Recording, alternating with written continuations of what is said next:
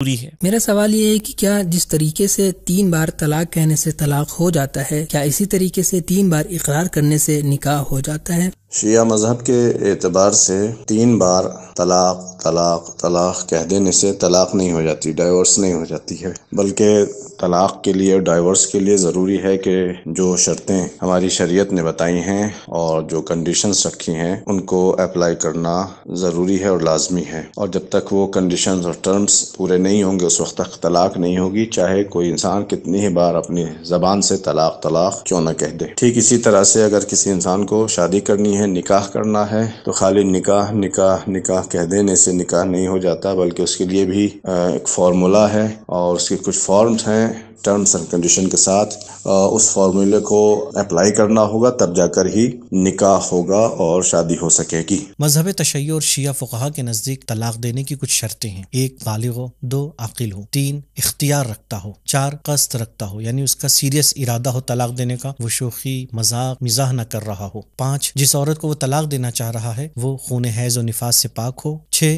مرد جس پاکی کے زمانے میں عورت کو طلاق دے رہا ہے تو اس زمانے میں اس نے اس کے ساتھ ہم بستری نہ کی ہو۔ مولانا صاحب آپ سے گزارش ہے کہ آپ غسل و کفن اور تشییع جنازہ کے فوائد اور اس کا انتظام فی سبیل اللہ کرنے والوں کا کیا ثواب ہے، اس کے متعلق کچھ روشنی ڈالیں۔ سب سے پہلے میں یہ بتا دوں، غسل اور کفن دینا جو ہے واجب کفائی میں سے ہے اور بہت ہی ضروری امر ہے۔ اگر کسی بھی مومن میت کو جو ہے غسل اور کفن نہیں دیا گیا ہے تو سارے جو مسلمان اس منطقے میں رہتے ہیں ان پر یہ واجب رہ جاتا ہے۔ اگر کوئی ایک آدمی بھی اس کو انجام دے دیتا ہے تو یہ واجب سب سے اٹھا لیا جاتا ہے۔ دوسری بات یہ ہے کہ اس غسل کفن دینے والوں کا بہت زیادہ ثواب ہمارے احادیث میں وارد ہوا ہے۔ رسول اسلام سے روایت ہے جو مومن کسی کو غسل میت دیتا ہے اس سے جہنم کی گرمی اور آگ کو دور کر دیا جاتا ہے، اور اسی طریقے سے یہ آدمی جو کسی کو غسل دیتا ہے یہ عمل جو ہے اس کے لیے خدا ایک ایسا نور بنا دیتا ہے کہ اس کی وجہ سے جنت تک پہنچ جاتا ہے۔ اس کے علاوہ کفن کے سلسلے سے روایت ہے کہ جو شخص کسی میت کو کفن پہناتا ہے خدا اس کو جنتی لباس سے مزین کرے گا اور اس کو جنتی لباس عطا کرتا ہے۔ اس کے علاوہ جو لوگ جنازے میں شریک ہوتے ہیں اور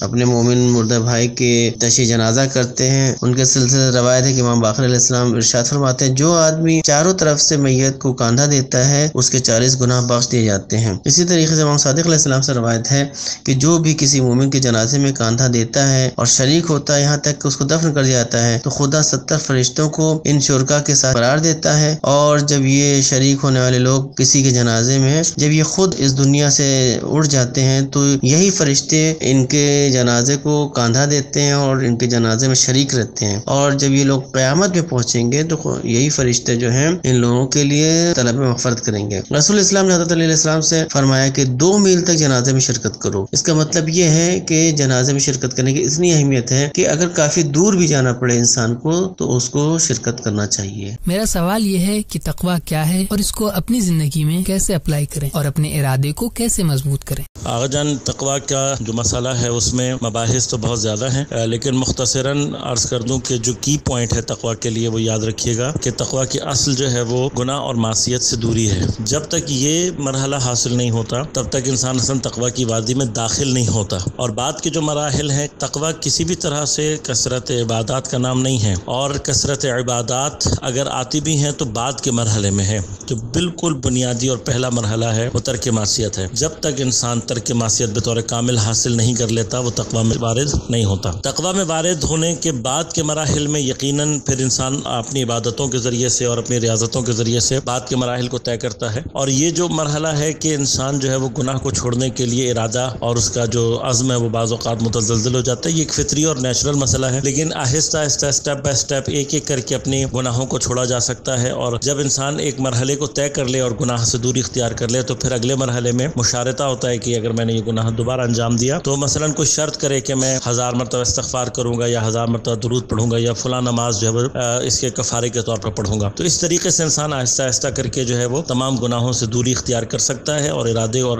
اپنے عزم کو بھی جو ہے محکم کر سکتا ہے۔ خداوند آپ کی تقویٰ کے مراحل میں اور اور गुनाह के तर्क के मराहिल में मदद फरमाए। क्या फैशन को अपनाना गुनाह है? इस बारे में शरीयत का क्या हुक्म है? आपको दो चीज़ों का ख्याल रखना चाहिए, एक तो शरई हुदूद का कि उसके अंदर जो भी हो, और दूसरी चीज़ ये कि आप जिस कल्चर में रह रहे हैं उसके हिसाब से हो, ताकि उसको बुरा ना समझा जाए। दोस्तों, इस्लाम चाहता है कि मोमिन अच्छा लिबास पहने, वो अच्छा दिखे, उसका अपीयरेंस अच्छा हो, जब वो माशरे में निकले तो लोग उसे इज्जत की निगाहों से देखें। ऐसी सूरत में अगर वो किसी ऐसे कल्चर को फॉलो कर रहा है कि जो कल्चर बुराई को बढ़ावा दे रहा है, तो यकीनन ये काम जायज नहीं है। मेरा सवाल ये है कि अगर हम नमाज में कोई चीज भूल जाएं, जैसे कुनूत, और कोई चीज एक्स्ट्रा पढ़ लें, तो क्या करें? दोबारा नमाज कंटिन्यू रखें या फिर वैसे ही पढ़ते रहें? अगर हम नमाज में कोई चीज़ भूल जाएं तो सबसे पहले हमें यह देखना चाहिए कि वो चीज़ है क्या। अगर उसका ताल्लुक अरकान नमाज में से है, यानी नियत, तकबीरतुल इहराम या क़याम भी दो सूरतों में, तकबीरतुल इहराम कहते वक्त और रुकू में जाने से पहले, जिसे क़याम मुत्तसिल ब रुकू कहा जाता है, या खुद रुकू भूल जाएं या एक ही रकअत के दोनों सजदे,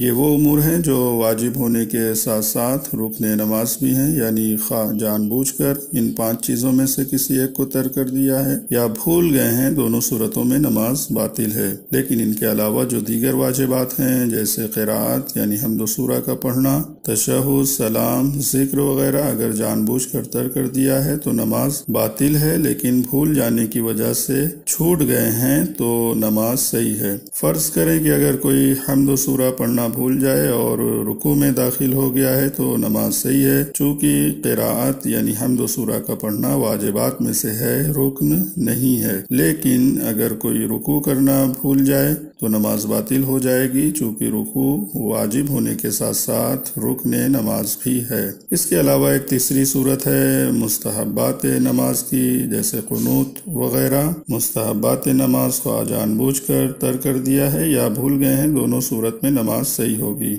अलबत्ता कुनूत उन मुस्तहब्बात में से जिसकी बहुत ज़्यादा ताकीद की गई है, लिहाजा अगर कोई शख्स कुनूत पढ़ना भूल जाए और उससे पहले के रुकू की हद तक झुके, उसे याद आ जाए तो मुस्तहब है कि कुनूत पढ़े, और अगर रुकू में याद आए तो मुस्तहब है कि रुकू के बाद कज़ा करे, और अगर सजदे में याद आए तो मुस्तहब है कि सलाम के बाद कज़ा करे। कुनूत में किसी खास दुआ का पढ़ना ज़रूरी नहीं है, बल्कि इंसान जो जिक्र भी पढ़े काफ़ी है, खा एक मरतबा सुबहान अल्लाह ही क्यों ना हो। बल्कि अक्सर फ़ुक़हा ने तो अरबी ज़बान के अलावा किसी और ज़बान में भी कुनूत पढ़ना जायज़ करार दिया है, और देर तक कुनूत पढ़ने की रवायतों में काफ़ी ताकीद की गई है। लिहाजा आमतौर से जो दुआएं पढ़ी जाती हैं, अगर उससे एक्स्ट्रा भी कोई चीज़ पढ़ लिया है तो कोई हरज नहीं है, खा अरबी ज़बान में हो या किसी और ज़बान में। हाँ, इतना ख्याल ज़रूर रखना चाहिए कि जो कुछ भी पढ़ रहे हैं वो हम्द परवरदिगार, ज़िक्र, सलवात और दुआ की शक्ल में हो, कोई दुनियावी कलाम